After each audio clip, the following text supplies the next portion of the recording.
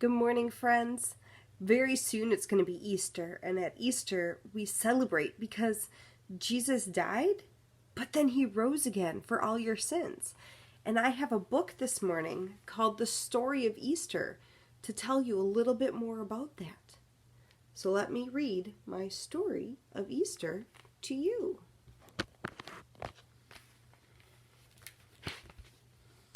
Jesus came to earth to live life just like a man.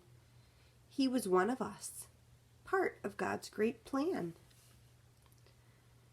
He taught the truth and what God's love meant. Many people followed him everywhere he went. One day on a donkey, he entered a great town. We call it Jerusalem. His followers all cheered, but some of them wore a frown. Can you show me your frown?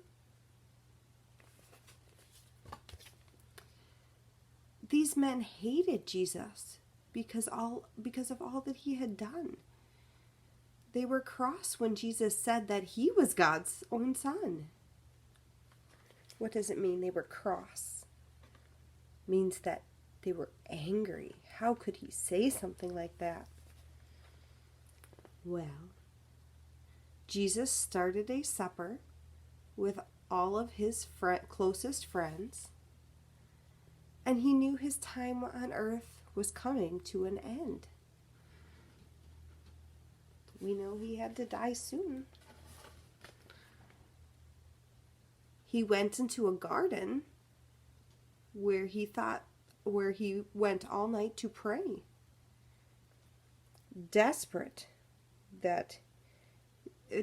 he said, "Father, is this the only way?" We call that garden Gethsemane, just like our church across the street. Oh no, his friends all fell asleep while he prayed all night in the garden.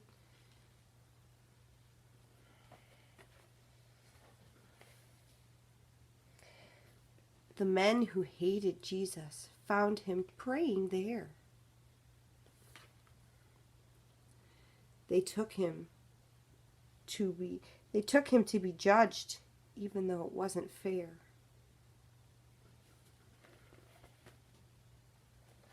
Not everything in life is fair. They asked him all the questions for a very, very long time, but they could not find him guilty of not one single crime.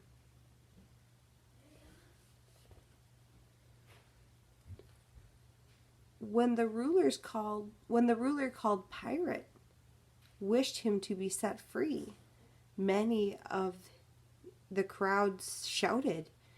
They said, "Hang him on a tree!"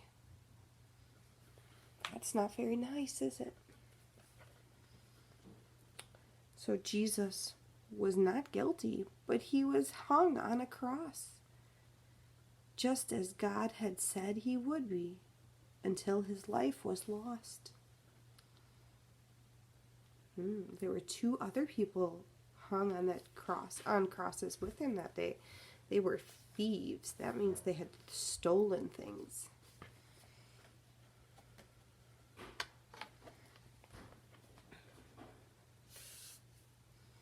Well, on the third day, I think I missed a page. There it is. Suddenly the sky went dark and everyone was scared.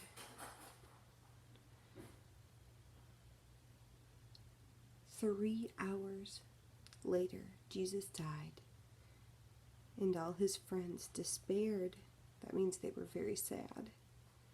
Some men took his body and put it in a cave. They rolled a stone across the front to make a lonely grave. But on the third day, at everyone's surprise, the stone had moved and was not there because Jesus was alive.